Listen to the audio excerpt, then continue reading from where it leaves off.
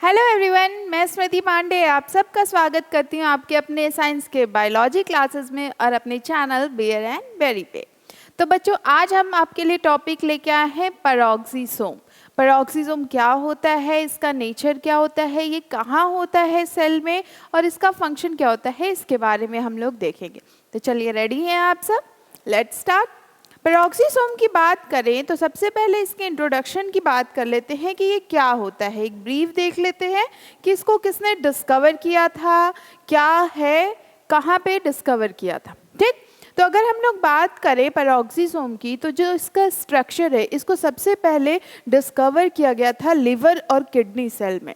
जो हमारी बॉडी में लिवर और किडनी होती हैं उसके सेल्स में इसको देखा गया था। इसको सबसे पहले देखा किसने था? रॉडन ने 1954 में। एक साइंटिस्ट थे रॉडन, जिन्होंने 1954 में इसको सबसे पहले ऑब्जर्व किया था। किसमें? लिवर और किडनी सेल्स में। ओके, अगर प्लांट सेल्स की बात करें तो ये इसको पहली बार ऑब्जर्व किया गया था। जैसे एनिमल सेल्स में ऑब्जर्व किया गया, वैसे ही इसको प्लांट सेल में भी ऑब्जर्व किया गया। तो इसको जब प्लांट सेल में ऑब्जर्व किया गया तो कहाँ ऑब्जर्व किया? जो सीड्स का जर्मिनेशन होता है, लाइक जब हम लोग सीड लगाते हैं प्लांटेशन के लिए तो थोड़ा सा जर्मिनेट होता है, वो उसमें से अंकुर फूटता है, मतलब कि थोड़ा सा पार्ट कुछ ग्रीन ग्रीन बाहर आता है, आपने देखा होगा। तो उसमें देखा गया सीड्स के जर्मिनेशन में, और इसको देखा सबसे पहले किसने? प्लांट में डॉल्बर्ट ने 1969 में। ठीक, तो एनिमल की बात करें तो किडनी और लिवर सेल में देखा गया, और प्लांट की बात करें तो जर्मिनेटिंग सीड्स में देखा गया। ये क्वेश्चन आपसे पूछा जा सकता है आपके कॉम्पिटिटिव एग्जाम्स में। ठीक, नाउ अगर टर्म की बात करें कि पेरोक्सीसोम, इसको नाम किसने दिया, ये टर्म आया कहाँ से? तो इसको सबसे पहले दिया था डी ड्यूफ ने, that known as D ड्यूफ and also called as यूरिकोसोम्स। इसको दूसरा भी नाम दिया गया यूरिकोसोम्स।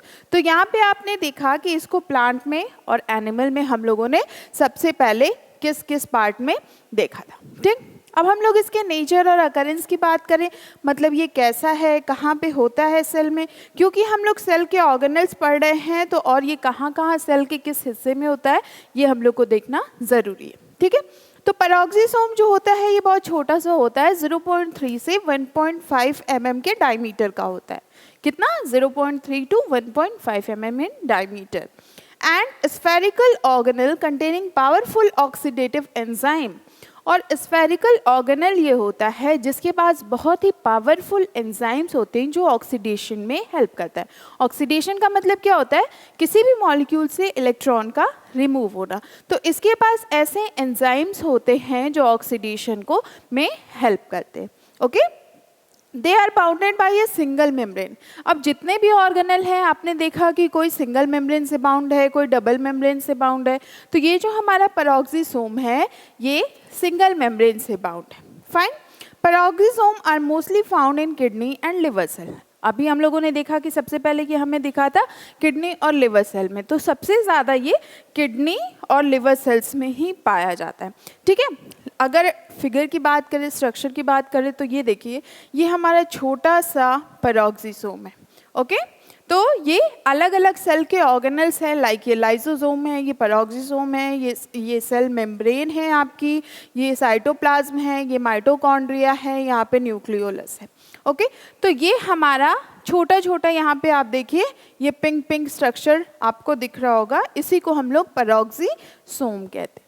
तो ये हो गई इसके नेचर और अकरेंस की बात। साइज कितना होता है? 0.3 to 1.5 mm। लिवर और किडनी सेल्स में होता है। इसके पास बहुत ही पावरफुल ऑक्सीडेटिव एंजाइम्स होते हैं और ये सिंगल बाउंडेड मेम्ब्रेन होती है इसके पास। ठीक है, चलिए आगे बढ़े।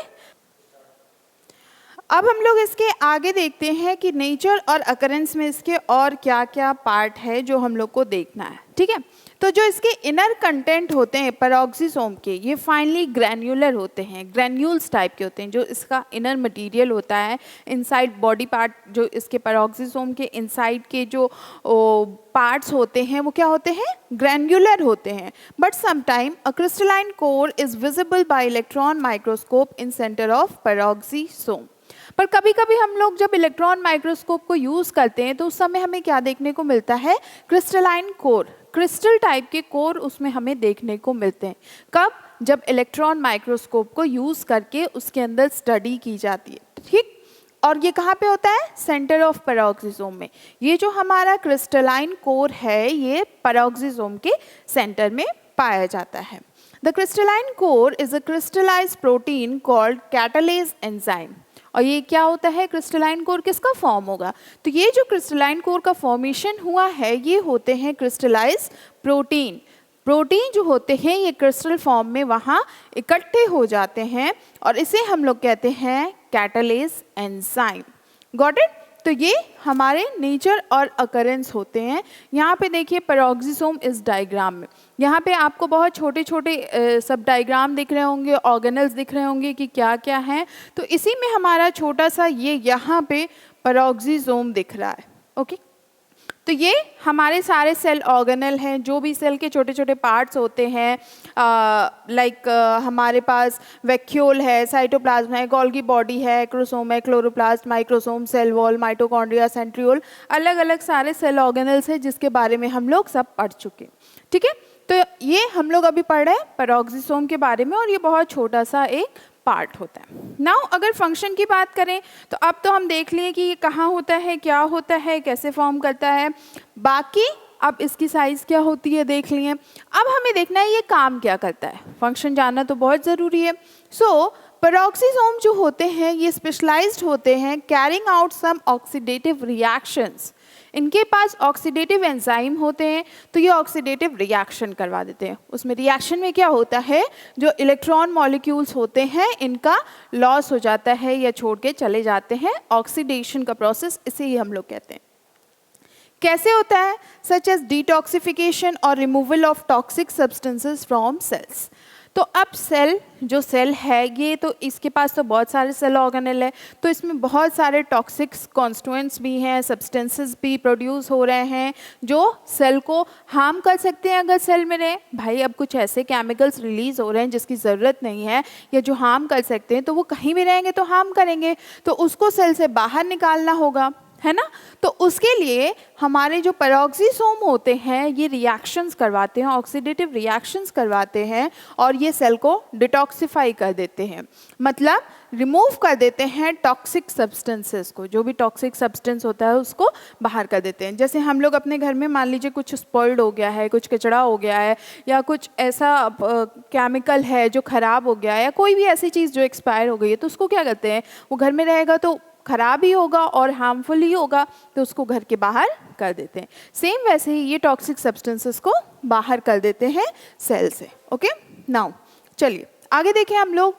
अब नेक्स्ट फंक्शन का क्या है? Beta oxidation of fatty acid. Fatty acids का भी ये ऑक्सीडेशन करते हैं। फैटी एसिड्स मतलब जो भी हम लोग फैट खा रहे हैं, जो भी हम लोग फैट मॉलिक्यूल्स लेते हैं, लाइक आप बटर खा रहे हो, घी खा रहे हो, मलाई खा रहे हो, चीज़ खा रहे हो, तो सब में फैट है, फैटी एसिड्स हैं, तो ये उनके भी ऑक्सीडेशन में हेल्प करते हैं, उनको भी डाइजेशन में ये हेल्प करते हैं। Concern with photo respiration. Photo respiration क्या होता है? अब जैसे प्लांट्स में फोटोसिंथेसिस का प्रोसेस होता है तो वही प्रोसेस फोटो रेस्पायरेशन कहा जाता है। तो ये प्लांट में जब सीड का जर्मिनेशन होता है तो वहाँ पे ये फोटो रेस्पायरेशन में कंसर्न होता है, हेल्प करता है। In animal cell peroxisome concern with peroxide. Animal cells की बात करें तो यहाँ पे जो पेरोक्सिसोम होता है ये कंसर्न हो जाता है पेरोक्साइड से। पेरोक्साइड का फॉर्मूला होता है H2O2। तो यहाँ अगर एनिमल सेल्स की बात की जाए तो पेरोक्सिसोम जो होता है वो कंसर्न हो जाता है, अटैच हो जाता है पेरोक्साइड से, H2O2 से। ये देखिए यहाँ पे ये छोटा सा पेरोक्सिसोम है और ये इसका लार्ज स्ट्रक्चर है पेरोक्सिसोम का। ठीक, इसी में कहीं ऑक्सीडेशन ये करवाएंगे, कहीं इनके पास क्रिस्टलाइज प्रोटीन होगा, एंजाइम्स होते हैं, तो इनके अलग अलग फंक्शन सारे इसी स्ट्रक्चर में इन्वॉल्व होते हैं। इतना आपका पेरोक्सिसोम के बारे में था। हम लोग फिर मिलेंगे नेक्स्ट क्लास में। तब तक के लिए आप पढ़िए, वीडियोस लाइक करिए, शेयर करिए, अच्छा लगे तो अपने फ्रेंड्स को भी शेयर करिए। Take care, good bye.